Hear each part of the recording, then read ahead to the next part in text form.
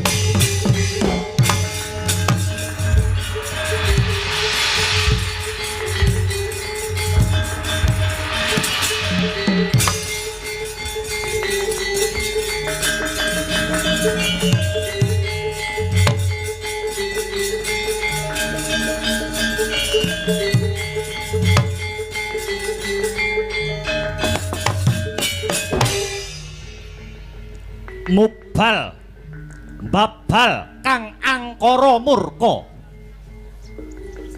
sebab olah pakartining cipta rasa wis singlar saka dasar kautaman temah kang subur ngrembaka amung watak cidra budine nista biyen padha diarep-arep bisa dadi pengarep kabeh padha ngira bisa dadi pangarsa kang kena dipercaya bisa dadi pengayom kang bisa gawe ayem dadiya pamomong sing ming ora pinter omong nanging jebul mrucut saka gembolan bebasan mung pinter guneman ning kang tanpa kasunyatan.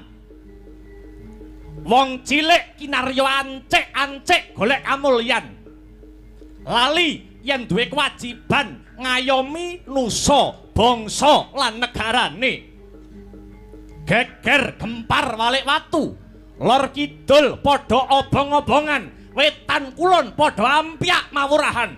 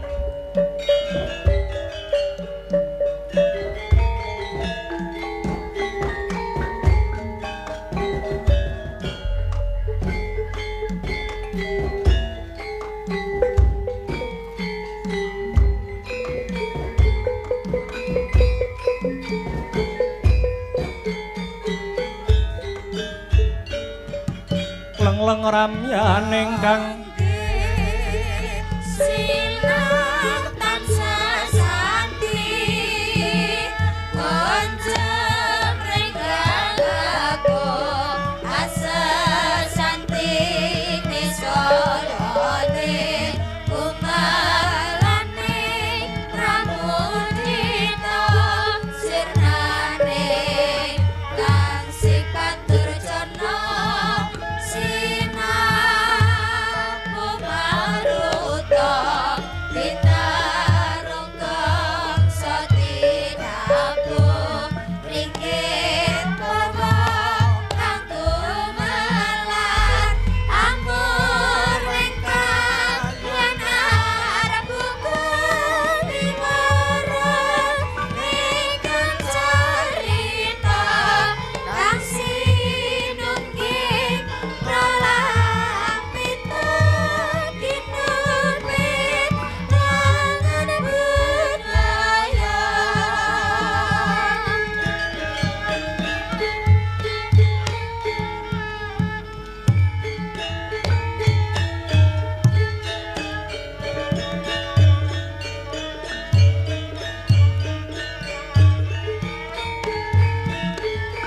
sas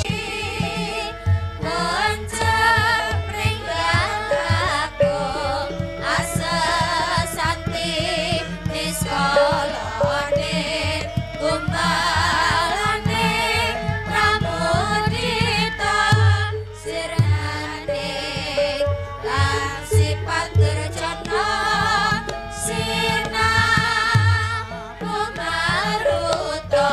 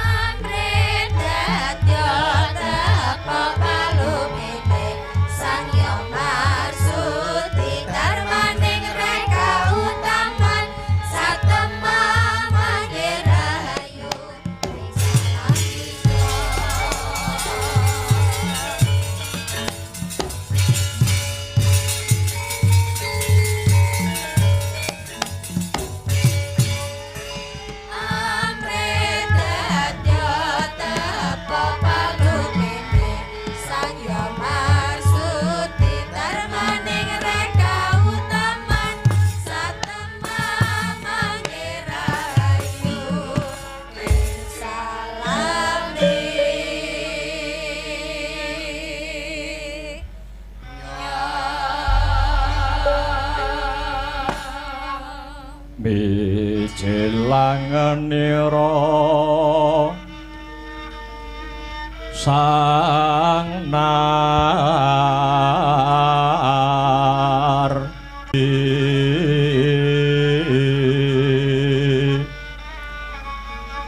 lampah hira alon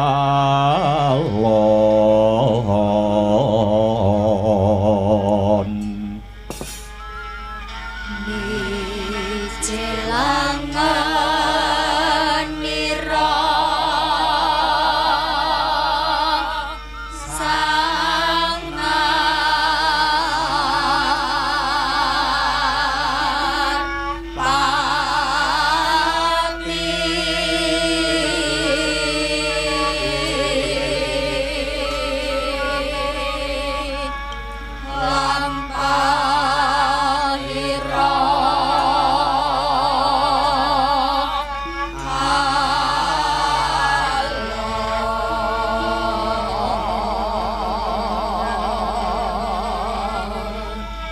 kinarabak badaya yuwarna nira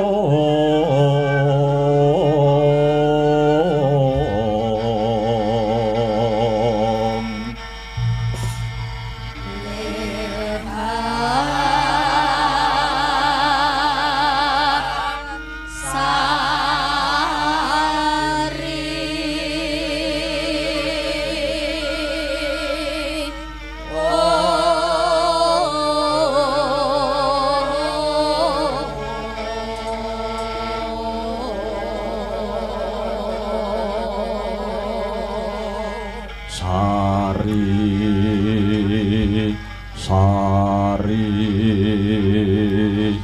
Om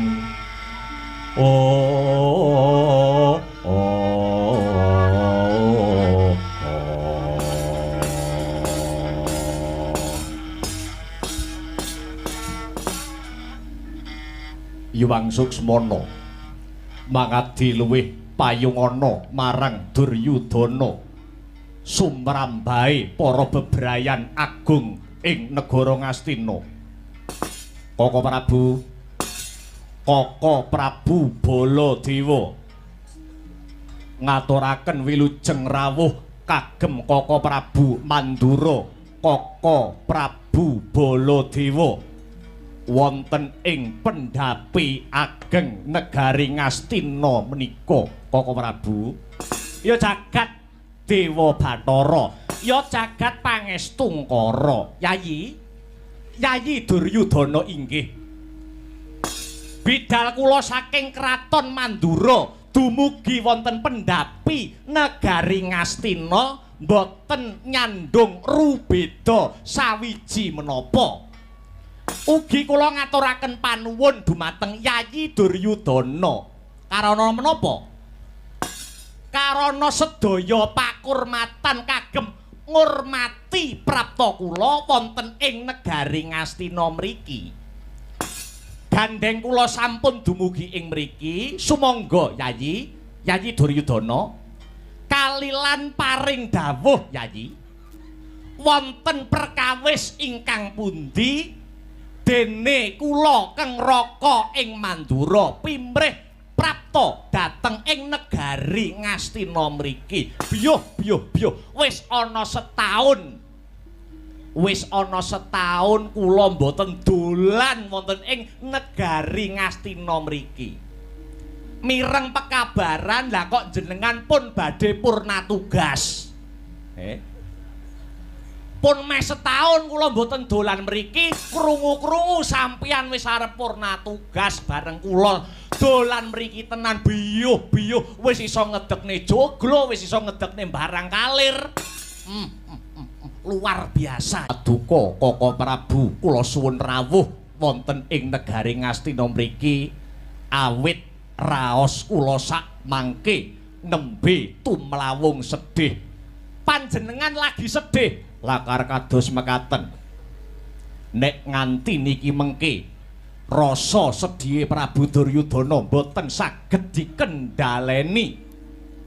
Kula kinten wibawanipun Duryudana badhe surem. Wibawanipun negari Ngastina badhe mrosot. Bapa Panembahan Begawan Durna. Anak angger Prabu Duryudana wonten dawuh pundi ingkang pundi nggih? Monggo. Monggo pun Bapa Durna katuran paring pangandikan selaras kalian ruwet rentenging manahipun Prabu Duryudana. Angger Prabu Baladewa ratu saking negari Mandura. Kula minangka wakil saking anak angger Duryudana. Krana panjenenganipun anak angger Prabu Duryudana mboten kedugi ngendika piyambak, kula ingkang dados wakilipun. Nggih, kados pundi? Kados pundi? Wonten menapa Bapak Durna? Angger negari Ngastina menika nak surem wibawanipun. Jalaran menapa? Keraton sing endah, keraton sing edipeni wibawane somrosot kamangka ratune ya gagah. Jalaran ing palungguhan sak mangke wonten tiyang utawi jalma manungsa ingkang wani nepak mbun-bunanipun anak angger Duryudana, nepak mbun-bunanipun anak angger Prabu Duryudana. Liripun kados pundi Bapak? Mekaten. Priyayi kala wau, tiyang kala wau, menungsa kala wau nyolok netra, nekek jangga, nebah jaja. Boten sanes tiyang ingkang hambekipun kumalungkung adigang adigung adiguna wong sombong.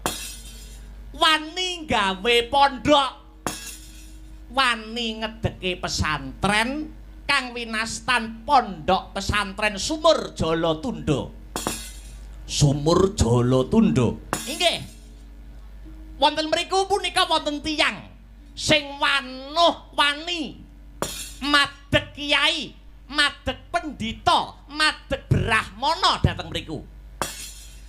Madheg pendhita wonten ing pertapan utawi pondok Sumur Jala Tunda kala wau. Naminipun tiyang kala wau nenggih pun Kiai Dawaludin. Kok jenenge wis ora meyakinkan to? Lajeng Kiai Dawaludin kala wau nggih niki ingkang krasa dipun rugekaken niku mboten namung anak angger Duryudana. Ning sing krasa dirugekke nganggo banget niku mandar kula. Lho, mengki riyen Bapak Durna kok malah sing ngrasa rugi niku kok malah jenengan Panembahan Begawan Durna niku nganggo dasar apa, nganggo wewaton menapa? Mekaten. Taun ajaran baru niku adat saben murid kula niku wonten 100, wonten 200, wonten 300, banter-bantere 500. Ning sak sampunipun wonten pondok Sumur Jala Tunda kala wau sing dipimpin karo Kiai Dawaludin. Bah murid sing daftar teng kula niku 10 niku mawon mboten genep. 10 wae ora genep. Pek nuwakal-nakal ngaten. Gurune mulang kok iso turu. Gurune mulang iso pamit nguyuh jebul bablas ning kantin. Pun judhek niki kula niki. 10 niku mawon bencoleng kabeh nggih. Mila saking menika. Inggih, Yayi, pripun? Paduka Koko Prabu kula aturi rawuh. Krana badhe kula suwuni pepajar utawi pepadang. Kados pundi caranipun supados kula saged mbondo tanganipun nyerimpung sikilipun Kiai Dawaludin kala wau ingkang sampun nyuremaken wibawanipun Prabu Duryudana. Kok Prabu? Yayi. Kok Yayi Duryudana krasa ilang wibawane niku mapan wonten pundi? Tiang-tiang Ngastina kathah sing ngaji dhateng mriku. Oh. Kathah sing sami golek ilmu agami dhateng Pondok Sumur Jalatundha mriku. Nggih.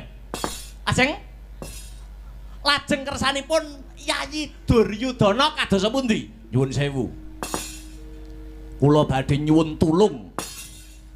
Kula badhe nyuwun tulung dhateng Paduka Kaka Prabu Baladewa Pondok Pesantren Sumur Jalatundha punika saged dipun bubaraken.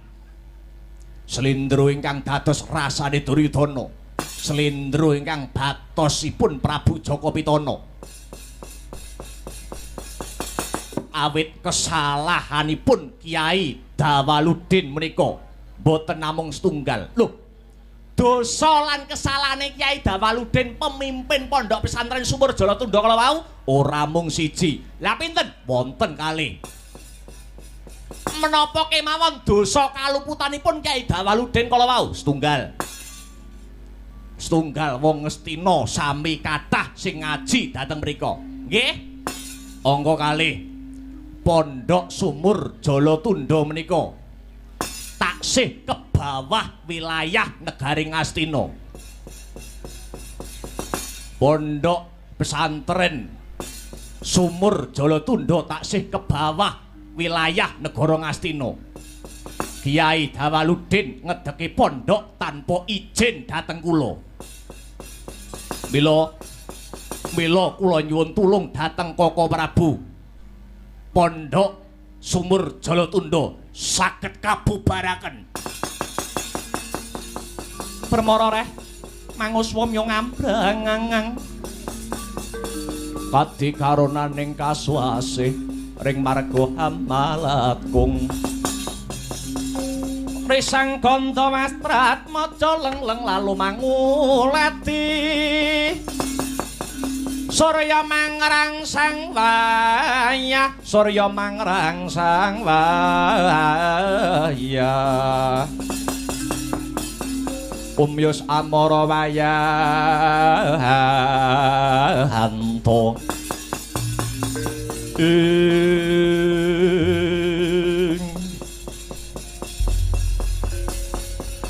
Yayi Duryudana nggih.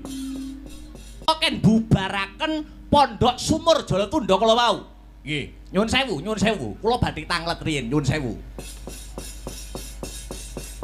Sing diparingke dhateng wong-wong Ngastina ingkang sami ngaji teng mriku nika jane ilmu napa to? Ilmu agami. Agami niku napa? Agami niku aturan saking Gusti Allah. Aturan kagem sinten? Aturan kagem para menungsa.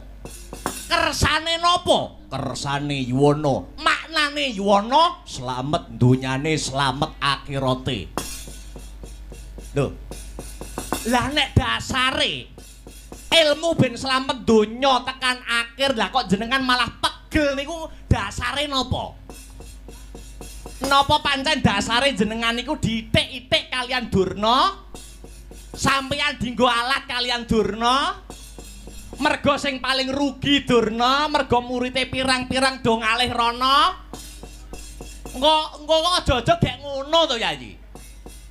Jenengan mung kangge alat Pendhita Saka Lima Begawan Durna. Engko gek ngono engko. Anu pun mboten sahun anu. Pun ngaten. Nggih, wonten mriki lho Yayi, wonten mriki. Wonten mriki dunungipun nyuwun sewu. Tiang boten semeleh rasane, tiang sok-sok keterjang ludira inggil utawi darah tinggi, sok-sok ketiban stroke lan lintu-lintunipun niku rak wong sing duwe kesenengan seneng ngurusi urusane wong liya. Pun to mang titeni sugihe wong liya Wong kok seneng ngurusi sugihe wong liya, wong kok seneng ngurusi suksese wong liya, karo petan karo omong-omongan.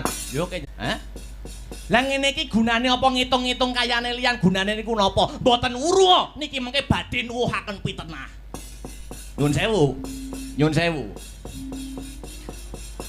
Sedangonipun kita seneng ngurusi urusane liyan niku nek ken tentrem rasane mboten saged. Jer Gusti niku Maha Agung niku sampun mranata karo mahe dhewe-dhewe. Gusti niku pun nata karo mahe dhewe-dhewe. Pun to, Yayi Duryudana duwe negara jembar oke. Awake gagah gedhe dhuwur oke. Ning nek sampeyan kon kaya Yayi Prabu Puntadewa mboten saged wibawane adoh. Nadyan to Yayi Puntadewa niku wonge kuru klular, kelulur, kelemar, kelemer. Ning krana wong tekun ngibadah kandhas panelangsane nggene sambung rasa kali sing kuwasa limang wanci ora ditinggal tirakate banter wirite ya tansah dipersudi mula wibawane gedhe yen ditimbang kalian Nyai Prabu Duryudana nggih napa mboten mboten ngomongke Puntadewa lho niki paribasan utawi conto ya liyane ora kuwi lah niki pun mulai jenengan karo dulure ora rukun kok karo dulur padha dalange ora rukun kok. Wonten mriku. Lah sampean karo dulure ora rukun dak karo wong liya kon rukuna. Nggih wonten mriku. Wong iso terhormat mungguhe pangeran niku wonten papat. Kula baleni nggih. Sing diarani wong terhormat ana ngarepe pangeran niku wonten papat. Lho, papat ritak niku ora ana sing gepok senggol kalih perkara bondo kalih donya. Setunggal, titikane wong terhormat ana ngarsane Gusti niku napa? Wong sing ninggalke maksiat. Mo 5, madat, madon, minum, main, maling. Angka kalih wong iso terhormat ana ngarsane Gusti sing gawe urip niku wong sing nerima pandum rejeki paringane Gusti. Kula niku mboten sugih ben, mboten gumun. Kula niku mboten kondang ben, mboten gumun. Kula niki mboten viral ben, mboten gumun. Ngoyak kondang wonten donya nek ora kuat imane mblayang morale niki mengke entekane sing disambati nggih bangsaning setan iblis demit nggih. Lho kathah contone pun kathah. Tiyang ingkang boten sabar ngenteni peparingi Gusti sing Maha Kuwasa njlewar metu tegalan terabas metu pekarangan ilang kang iman sambat yang setan mongko setan niku pancen ngenteni kelakuane wong-wong sing padha njlewar imane yaiku panggonane pangananku sing empuk ya iki jalaran setan niku mboten leren anggenipun ngejak dhateng manungsa supaya ben dadi kancane esuk dadi isine neraka jahanam angka loro niku wau nggih nrimo pandum rejeki paringane Gusti. Kudune Yayi Duryudana melu seneng ana kiai sing melu-melu ndandani morale bangsa, melu-melu ndandani akhlake manungsa. Kudune melu seneng. Kula jane nggih pun mireng Baladewa janjane niku nggih pun krungu. Nggih. Kula niku sampun krungu. Kula sampun krungu menapa?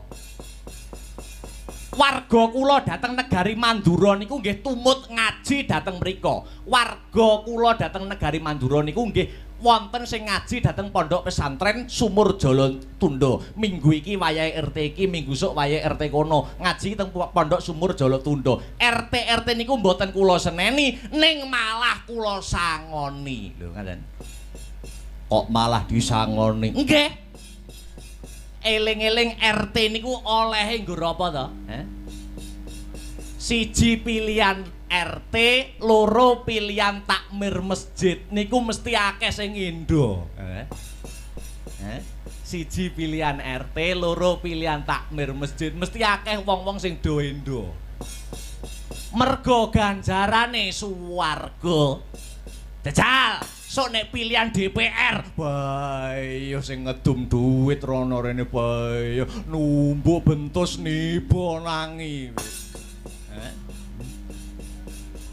Endi-endi sing kulino arep ben dipilih kok ngedum duit, nggih niku calone bajingane nggih niku besok. Mang titeni. Kula niteni wit biyen kok kula. Wong kok ngedum duit niku keake mesti duwe pamrih. Iki sok mesti balike semene.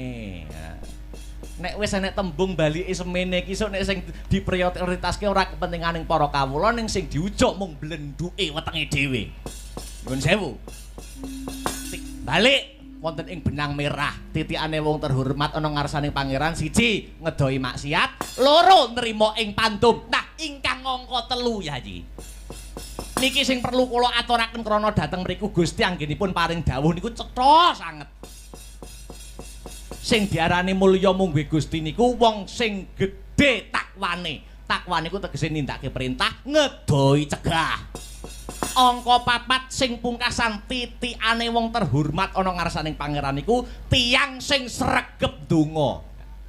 Donga. Nggih. Nanging nggih kula awer-aweri tata kramane wong donga niku kadang cok dikabulke nek saurunge donga gelem sik karo sing ngelem utawa muji-muji karo sing arep dijaluki. Nek sadurunge donga karo pangeran, sadurunge donga karo Gusti Allah niku ngelem dhisik karo Gusti Allah, karo sing arep dijaluki niki mengke mesti kathah kasile, kathah kabule. Padha kali wong arep nyilih utangan nika, mang perhatekne wong arep nyilih utangan nika, upamane ana wong namu ning direktur Exindo sak upamane. Nggih. Ana wong dolan rono. Menika nyuwun sewu Bapak kula teng mriki badhe angka setunggal silaturahmi, angka kalih baya jenengan niku sampun sukses kariripun, sampun luar biasa pembangunanipun, anggenipun ngabdi teng Bumi Nganjuk. Angka 3, Pak niki kula mbetahaken dhuwit 10 yuta. Lho, wong nek wis dialem ngono sik mak telusur 10 yuta ya dikeki. Beda nek wong ora kenal, ora gelem ngelem, ora gelem sapa aruh njaluk utangan 10 yuta. Jelas disatru sak umur urip. Ngaten nggih. Terus 4 kala wau menawi paduka Yai Prabu saged netepaken boten usah kuwatir. Perkawis 4 kala wau boten saged surem wibawanipun paduka Yai Prabu anggenipun dados ratu. Ambak wonten pondok pesantren paduka mbaten nyayingi negara Ngastina. Boten badhe surem wibawa paduka Yai Prabu.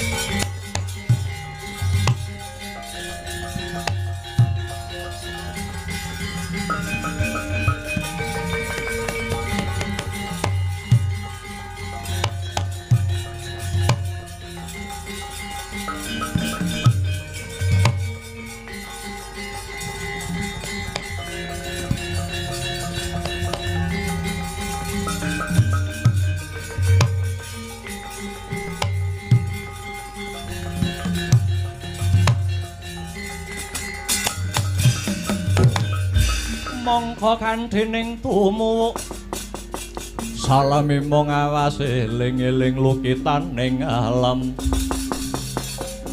eling lukitaning alam.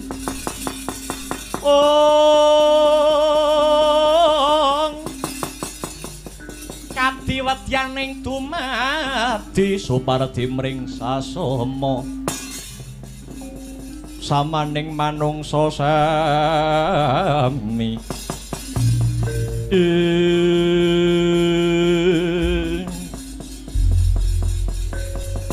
Inggih Koko Prabu ngestakaken dawuh. Lah balik wonten Pondok Sumur Jalatunda. Jenengan boten rugi kok Yayi. Jenengan boten rugi ngeragati nggo kepentinganing agama niku boten rugi. Nek enek apike wong Ngastina sing bathi nggih jenengan piyambak. Lho nggih. Lajeng nek miturut paduka Koko Prabu Mandura lan miturut pamanggihipun Bapa Panembahan Begawan Durna kadosa pundi? Nek kula beda pendapat kalian anak Angger Prabu Baladewa. Nek kula tetep teguh kalian pendirian kula, Pondok Sumur Jalatunda dipun bubaraken kemawon. Pancen pondok niku lagi sewulan, lagi 2 wulan. Nek niki pun setahun 2 tahun, ibaratipun wong-wong Ngastina niku pun diumbah utekipun.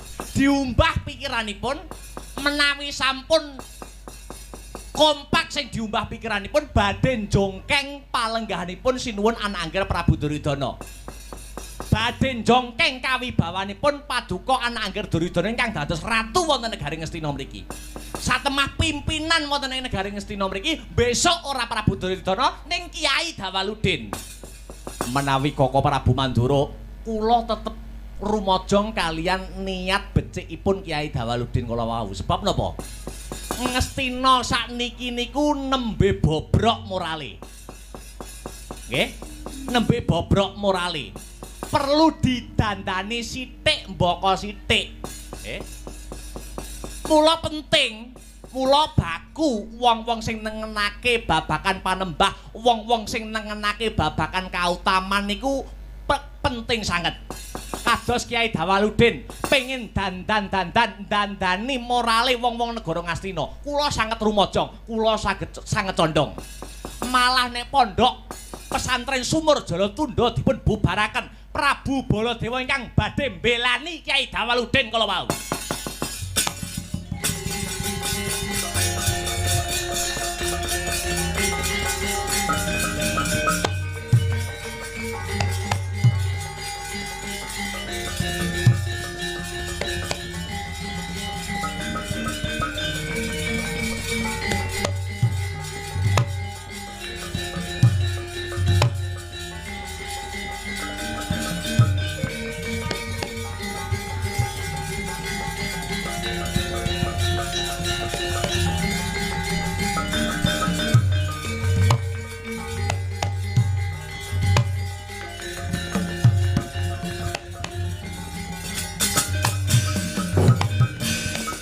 Lenging driya mangu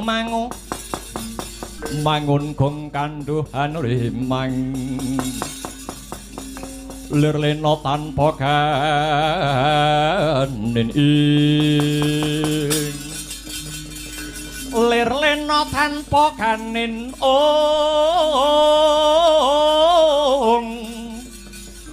yen tantulusa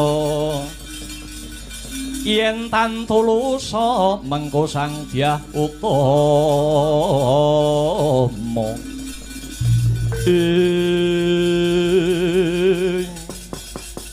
tatas titis tetes pangandikane nata ing Mandura Prabu Baladewa nadyan ing cipta tumanduk kelawan Prabu Duryudana parandene sedaya para kawula sak pendhapa tintrim tumungkuling kisma midhangetaken pangandikaning Sang Balarama rikala semanten gegodhongan tan ebah samirana datan lumampah kedadak gedher kawula sak pendhapi samya alok ana wanara kusika seta tegese kethek kang wulese putih wantun minggah ing pendhapa negara Ngastina repepeh pindha sata mungguing petarangan singak kang sami mulat he kanca piyak-piyak ana daya minggir jaluk dalan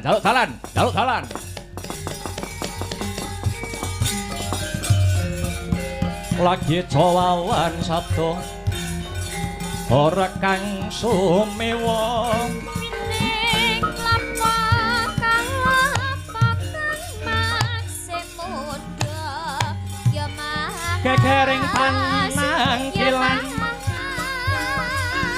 kata samyana raka wonten dwi rata mekta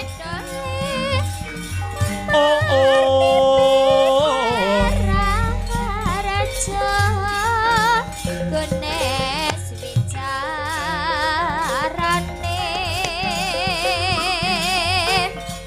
ujung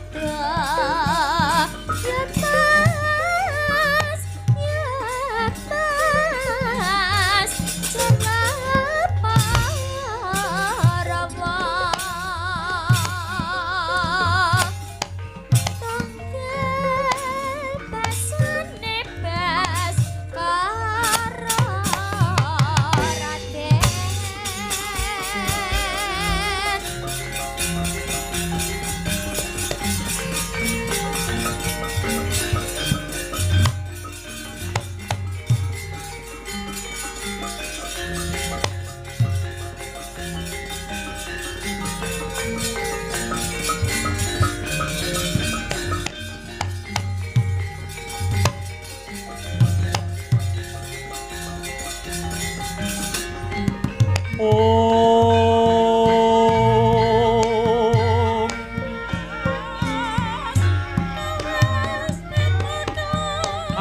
malumpat sampun prapteng witing Nagasari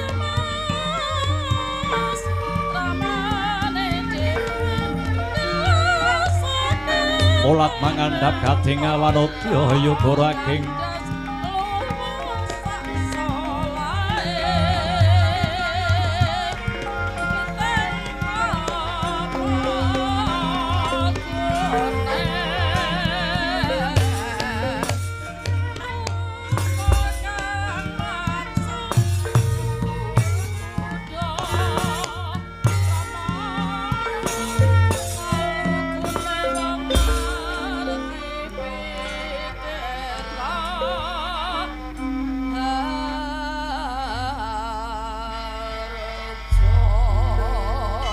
anjarah kang puspitarum kasiliring samirana mrih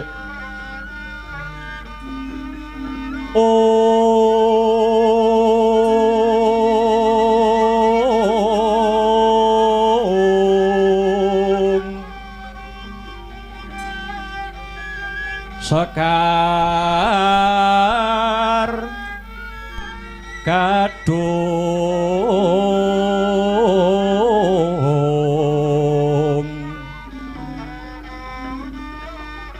ko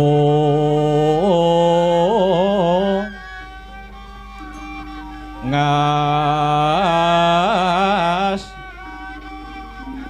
gandanyo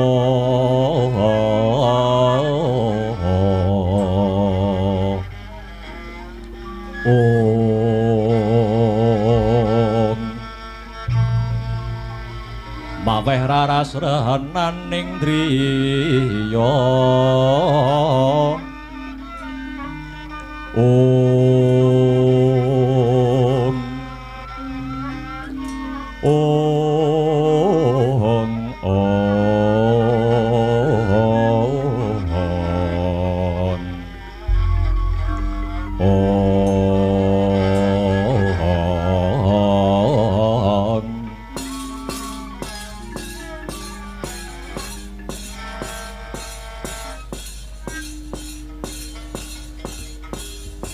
amit pasang kalimantabik pisowanan kula sinabeta ing ila-ila duni dumawaing tawang towang nyuwun sewu lemah bengkah nyela-nyela saderengipun kula ngaturaken sembah pangabekti dumateng Sinuwun Prabu Duryudana ya Anoman banget panarimaku gawe bombong ing pikir ora liwat pangestuku wae tampanana Anoman nun inggih kula pundi dados jejimat sinuwun dekepenakne anggone padha lungguh nok-nok ngestakaken dawuh iki pendhita Kendali Sada sing peparab Begawan Anoman lakar kasinggihan sinuwun Mandura Prabu Baladewa dikepenakne anggonmu padha lungguh ya Anoman nun inggih mboten kirang sekeca anggen kula lenggah sembah pangabektiku kula katur sinuwun Mandura Prabu Baladewa ya wis ndak tampa agawe bombong ing pikir ora liwat pangestuku wae tampanana senggana lho nggih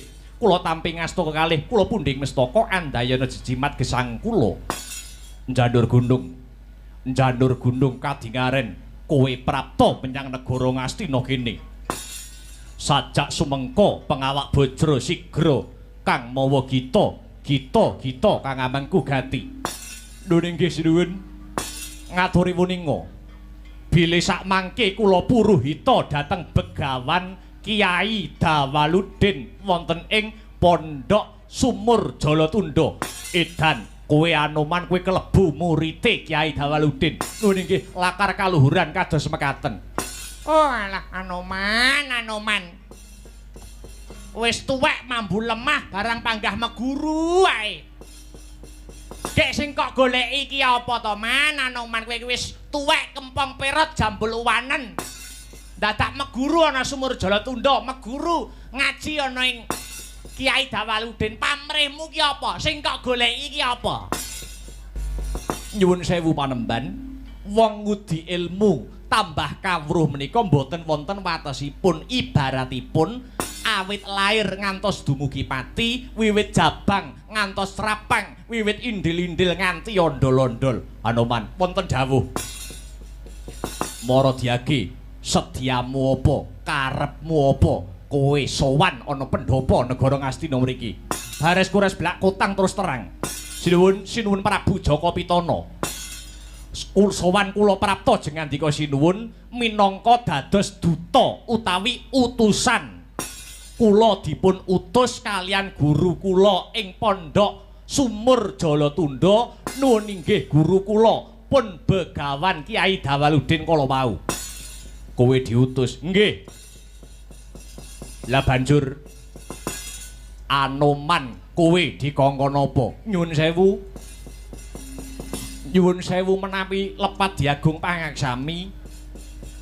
Awit kula menika nampung mestuti napa ingkang dados perintahipun guru kula Kyai Dawaludin. Anoman sowan dhateng negari Ngastina mriki tinanggenah mboten ketang sagebyaring tatit. Sang guru kula, Sang Kyai Dawaludin badhe ngampil utawi nyilih wujudipun Dampar Kencana negara Ngastina. Edan kowe Anoman.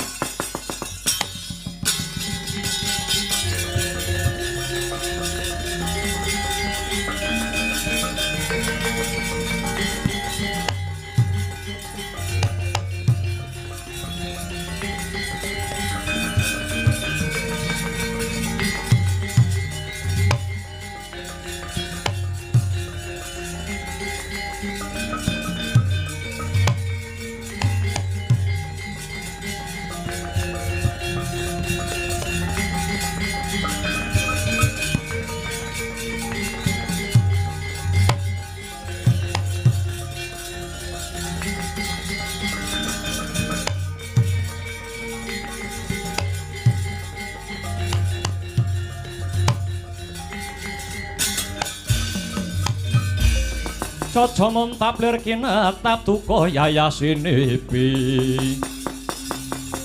Caca bang mawinga-winga wengis kumejot patoning lati. Ing desmalaning rat leketeking jagat gelah-gelek bumi panusmaning jajalanat sukertaning bawana. Tresmak bathok mata mlorok ora ndedelok. Anoman, anggepmu apa? Kyai Dawaludin gurumu kepingin ngampil utawa nyilih Dampar Kencana negara Ngastina. Tegese Kyai Dawaludin kepingin jongkeng palungguhanku dadi ratu ana ing negara Ngastina iki. Krana apa? Krana Dampar Kencana utawa kursi Kencana mujudake simbol kewibawaaning Prabu Duryudana. Nantang alus Kyai Dawaludin yang satelek.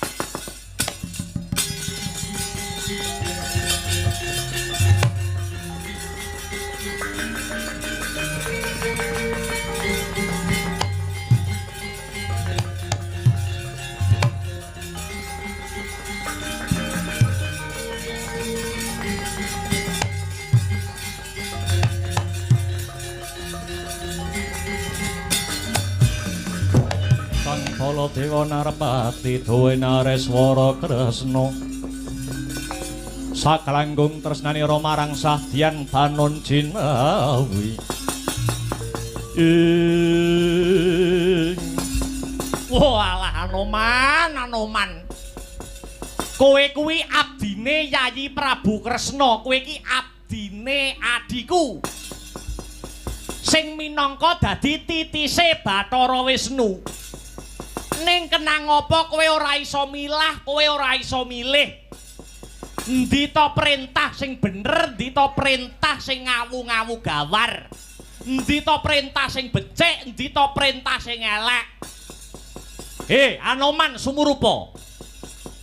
Paribasan sedumuk bathuk senyari bumi. Kyai Dawaludin kang bakal nyilih Dampar Kencana negara Ngastina ateges kepengin dadi ratu ana ing negara Ngastina. Paham ora? Goblok kowe Anoman, goblok. Ah!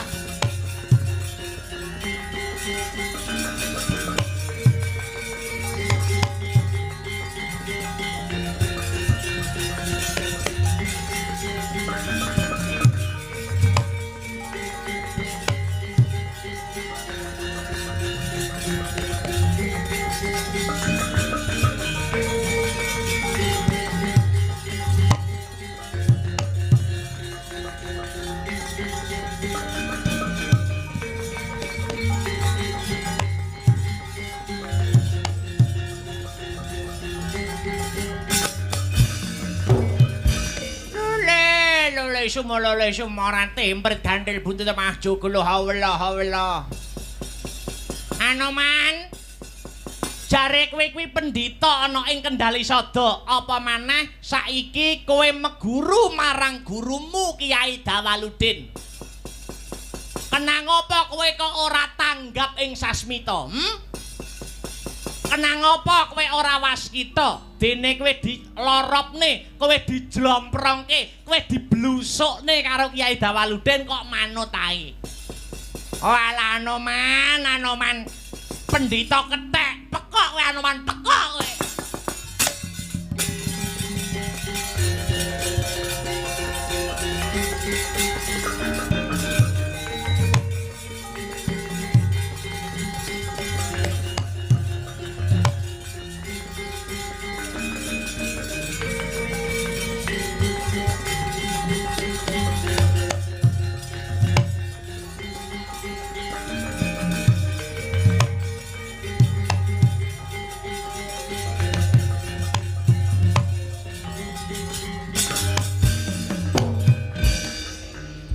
Enek tekek mangani debok, enek kethek lah kok goblok. Ya kowe kuwi ya.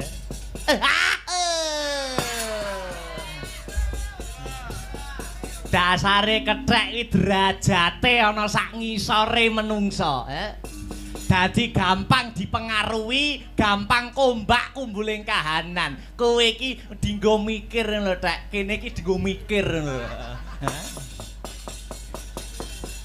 Nek ora iso mikir lerena dadi pendhita, wis dadi begal, dadi preman ning pasar lho. Goblok kowe, Mas.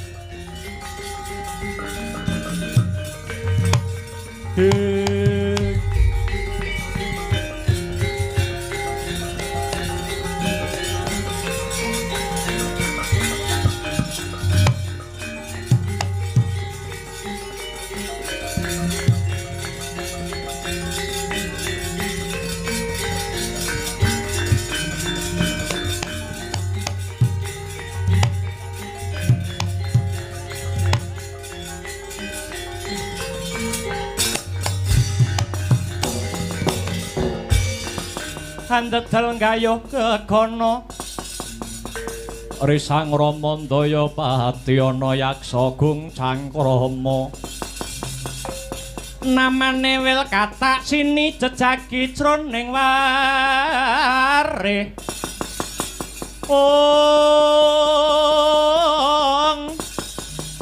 Mbadha lan tanpa tuwa mina-mina jero jaladri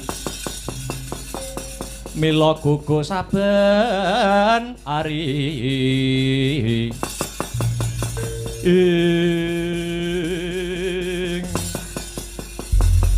wauta kaya mangkono sedaya samya ngunek-ngunekke risang Anoman ibarat entek amek kurang golek anggenipun ngundamana risang kapiwara Anoman datan ngucap nadyan mung sakecap ananging malah sedakep saluku tunggal nutupi babahan hawa sanga ngeningaken panca indriya panca lima indriya pengangen-angen hamberat hawa nafsu bebayu patang perkara nafsu alwamah, nafsu supiyah, nafsu amarah kang sarta mutmainah wis biningkas among sajuga ingkang sinidhi kara mandeng pucuking grana anut marang giyaning kekayon kayungnyun angayati ayaning paratama kaya mati sajroning urip urip sajroning pati liyep layap ing aluyut pindha pecating supena sumusuping rasa jati jati-jatine risang senggana matek aji saipi angin sedyane arsa medal saking kraton negara Ngastina. Nanging lakuning Anoman malah keblasuk tumuju aning keputren negara Ngastina.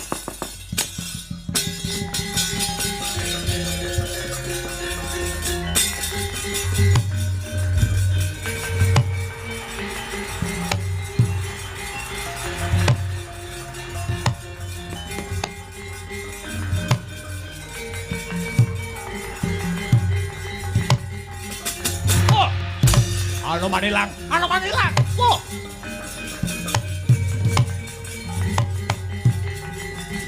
Anoman ilang kok Prabu. Wah, meneng ndi iki mau?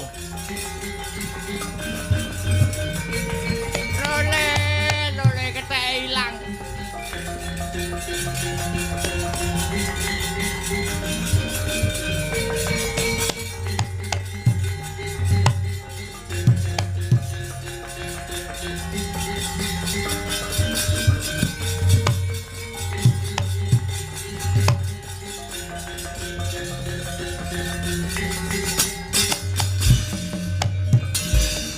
Dadi atur-atur miturut Anuja marah mring Gusti dene Sidi miwang utama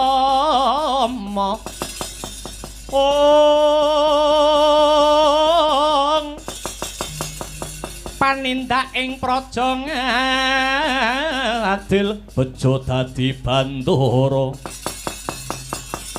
rinarepan mring pro abdi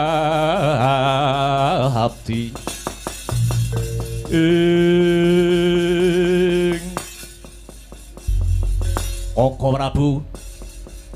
Koko Prabu Baladewa Anoman ical Koko Prabu Anoman ngilang lah inggih to Yayi mak keplas ilang saking Pandulu niki saged dados bukti nggih Anoman kalah wibawa kalian Pendhita Durna.